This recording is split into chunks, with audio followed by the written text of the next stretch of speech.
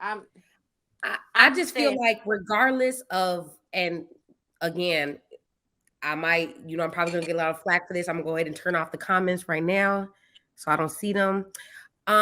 Me preferably, if I'm gonna date a nigga, like if I had a preference, I would prefer to date a man with money that I wouldn't push if he's a celebrity or an athlete. You know what I'm saying? Like I get a lot of athletes that talk to me.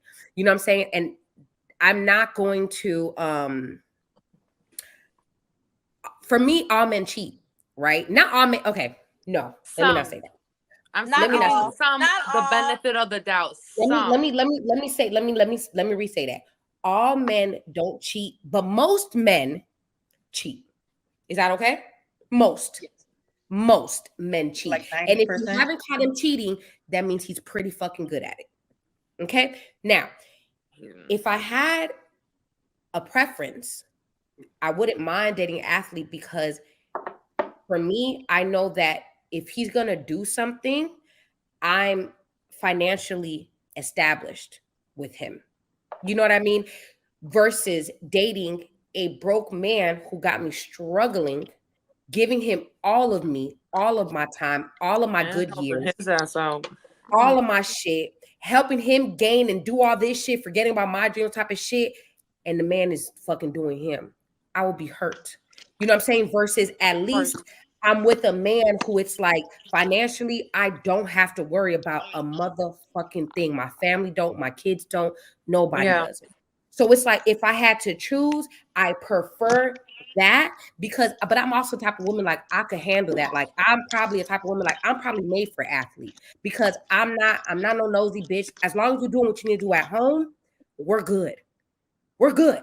But the minute that shit comes to my house, we're not good. And that's it. But that's just me though. You know what I mean? Because regular, been with that. Broke, been with that. Successful, been with that. And one thing they all have in common is that they're gonna do them when they want to do them. But the difference is that what am I gonna get out of this if I decide to leave? Because at least I'll leave with something.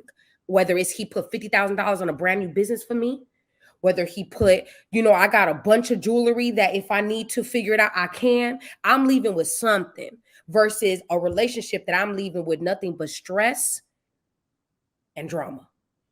And hopefully, you know what I'm saying? These niggas be fucking everybody, not no STD. Because these niggas is nasty. So it's like, that's another. You gotta choose your toxic. You gotta choose your toxic. And I'm not gonna look at the comments, so y'all can say what the fuck y'all want to say because I don't care. I asked, like, just because I want to know, because a lot of people give grace in certain spaces and places. Are you willing to deal with a man who has cheated on you? Yes, but it's not a consistent thing. Where it's like, yes, I fucked up. I told you, I'm honest.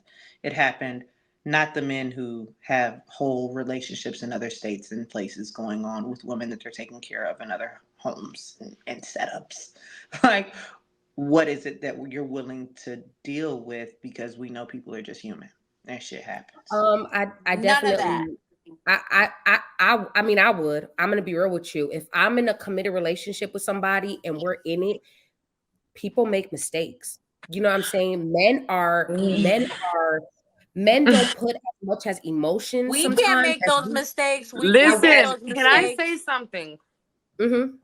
Listen, I feel like I've been saying, like, briefly, like, speaking to you guys about my past and my experience, obviously, like, I feel like it don't even matter. Even after when I was, like, done with him in that relationship and I was dating other men too, like, it was the same repetitive shit. Like, it was just like, I feel like it don't matter if you there for them and you show that they know that you love them. They know that you're their ride or die. Like, no matter what, every phone call, every text, like, you there, like, you know what I'm saying? But there's no change.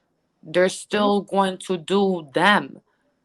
Like, I've seen it. Like, even when they try to change and they try to make you happy, like, he was trying to make me happy, but I was just like, yeah, I was just turned off. Like, I was just resenting him. Like, I was just like, like, this ain't it no more. Like, this is boring. Like, you just on the same shit. But what do you do when somebody treats you nothing but well and you have no fucking clue what's going on?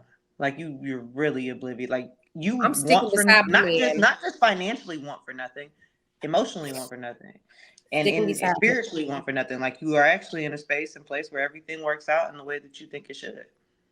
Which happens a lot.